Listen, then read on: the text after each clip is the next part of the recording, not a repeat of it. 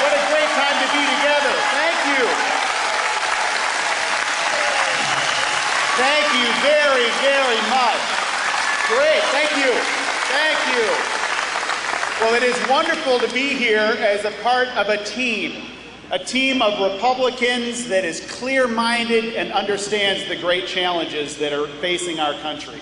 I have the great honor of serving with Judy Biggert, who represents part of Dupage County, the 13th Congressional District, our friend Mark Kirk, who we hope will represent all of Dupage County in the United States Senate, and we are a team, the three of us, in Washington, D.C. Let me tell you what's going on there in a nutshell. First of all, this administration and the political left has learned the lesson of incrementalism. And here's what I mean by that. These are folks who learned the lesson of their big government takeover attempt of Hillary Care back in the 90s. So they come up with a new plan, and I am absolutely convinced that they poll tested this and focus grouped this, and they came up with nice, fluffy, light words. Words like public instead of government. Words like option instead of mandatory.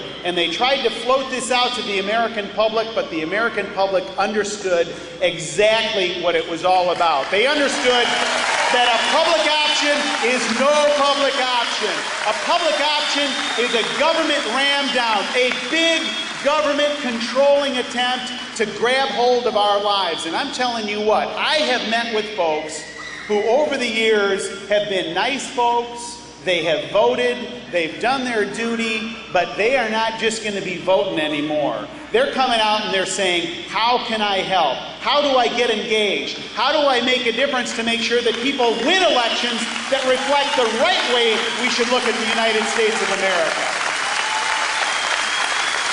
We have all been given a heritage, each and every one of us as Americans. We have been given a heritage of freedom. We have been given a heritage of prosperity. We have been given a heritage of opportunity. And it is up to us, those who are sitting in this room today, to make sure that that heritage isn't squandered. None of us were present at the founding of this country. None of us were present when the founders, those brilliant people, decided to come up with a Constitution that was unique in the history of the world. But you know what? We are all the beneficiaries of that wisdom. And it's up to us to make sure that that which we've been entrusted isn't squandered. Are you with me on that in 2010?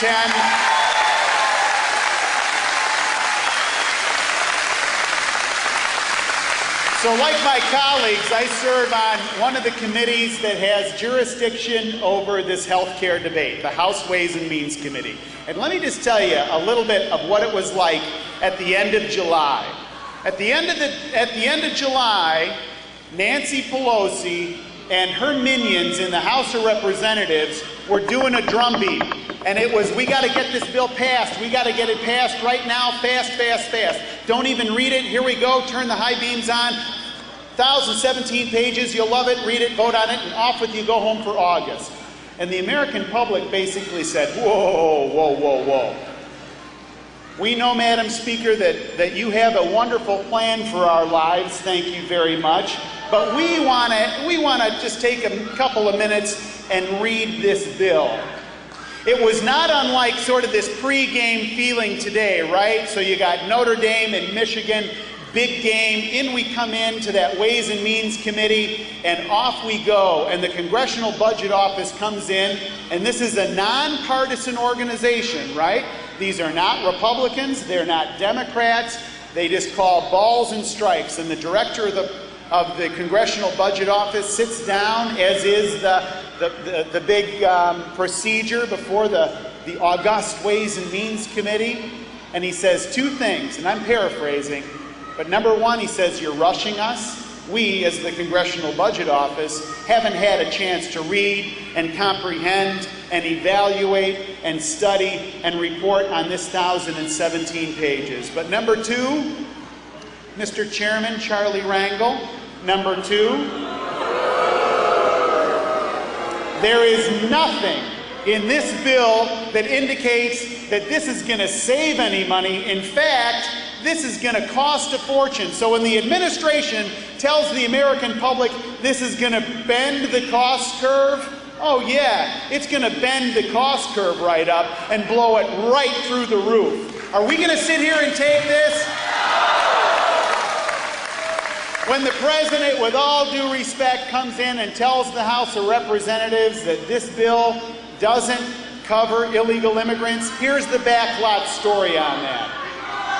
In all 1,017 pages of that bill, there is technically one little tiny sentence that says something like, illegal immigrants aren't eligible for this. But here's the problem.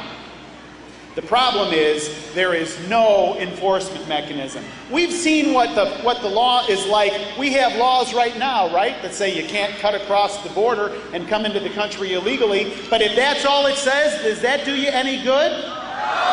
No. So what happens? House Republicans offer amendments in the Ways and Means Committee that says that's not good enough, that you've got to have a verification procedure to make sure that people aren't coming into this country and getting a taxpayer-subsidized insurance benefit of all the crazy things. And we're going to stand here and fight for that principle, and we're going to fight till the cows come home. Did you notice something? That after the president's speech and all the excitement and all the drama, the Democratic senator from Montana, chairman of the Finance Committee in the Senate, for the first time in this entire debate, since this thing has been going on since the spring, for the first time he said that they're intending to fix that as it relates to illegal immigrants. Do you think that would have happened if the American public hadn't stood up, if House Republicans, Senate Republicans weren't standing up? We've got to continue to stand up and make our voices heard. Are you with me on that?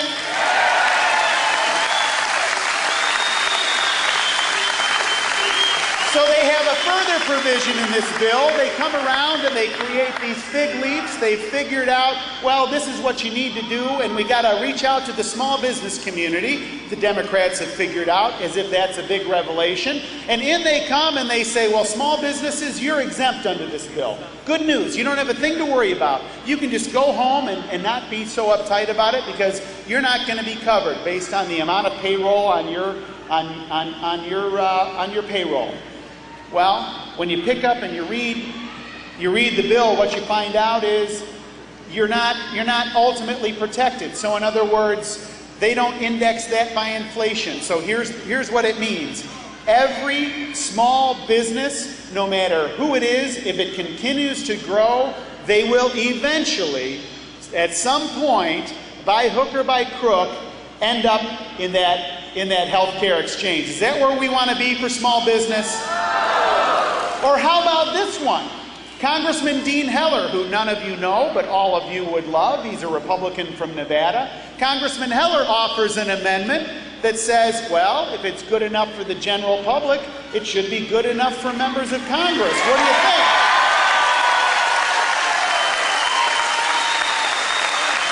Every Republican on the House Ways and Means Committee voted yes on that amendment. Every single one. But it was swatted away in a partisan manner. So when people tell you Republicans don't have ideas, are you kidding me? They can barely give you eye contact and say that with a straight face. 50 different amendments, actually twice that, 100 different amendments offered in 3 different committees in the House of Representatives, all of which were rejected by House Democrats who are plugging their ears, putting a blindfold on, and doing whatever Speaker Pelosi tells them to do. She is putting a saddle on their back, putting a bridle on their mouth, and telling these guys to prance like ponies. And you know what? They've been doing it up until now. But I think what's happening, I think that the American public is speaking out. The American public is saying, look, you promised a stimulus bill that was going to cap unemployment at 8%. Did that happen? No. You promised us a budget, Mr. President, that was going to go through, and you were going to go through line by line every bit of the federal budget, and you were going to slash through all the waste, fraud, abuse, and nonsense. Did that happen? No. What did happen? They doubled the national debt in 5 years. They will triple the national debt in 10 years. Think about that. It took 43 American presidents, 43 American presidents from George Washington to George W. Bush for us to accumulate $5 trillion in debt. That is a staggering amount of money, $5 trillion. But this president and this administration, based on their watch, will double that in 5 and triple that in 10. Are we willing to steal the future of our children? Are we going to sit here and take that? Now they've promised us that they have a wonderful plan, and it's a health care bill that you're going to love. You're just going to love it, they promise us. They tell us that you're going to be able to keep your doctor. Do you believe that for a second? The Congressional Budget Office again comes in and says there will be millions of Americans who will move from private health insurance onto the public system if this passes. Are we going to sit here and take that? So here's the thing. We all know what moment we are in right now as Americans. Those of you who are familiar with the Bible, you know the story in the Old Testament of Isaac. Isaac had 2 sons. He had a son named Esau, who was the oldest son, and he has a son named Jacob, the youngest son. And in that culture, at that time, the oldest son gets the lion's share of the old man's inheritance, about a 90% inheritance. Esau is out in the field, as the Bible tells us. He comes in and he is hungry. He is crazy hungry. He's so hungry that he sees his brother Jacob, who is making a pot of stew, and he says to Jacob, "Give me some stew." And Jacob says, "Give me your birthright." And Esau, like a chump, agrees to that. He trades his birthright for a pot of stew. He gives away everything for a short-term benefit, a pot of stew. He was a fool because it's the God of Abraham, Isaac, and Jacob. It's not the God of Abraham, Isaac, and Esau. And I would submit to you that this is an Esau and Jacob moment for our country.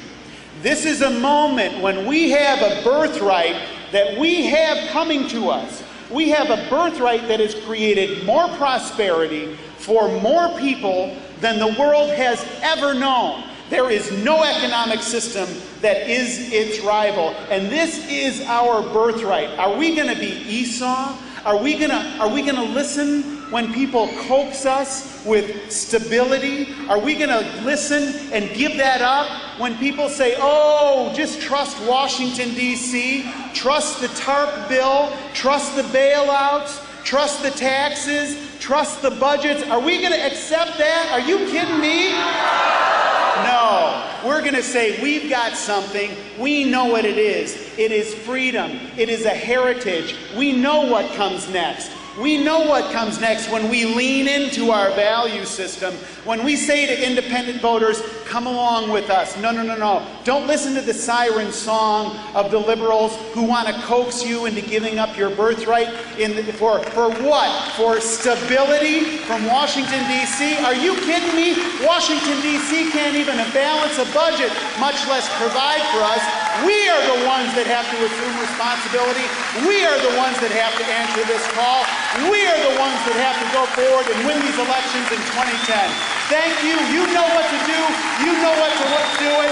God bless America. Thank you very much.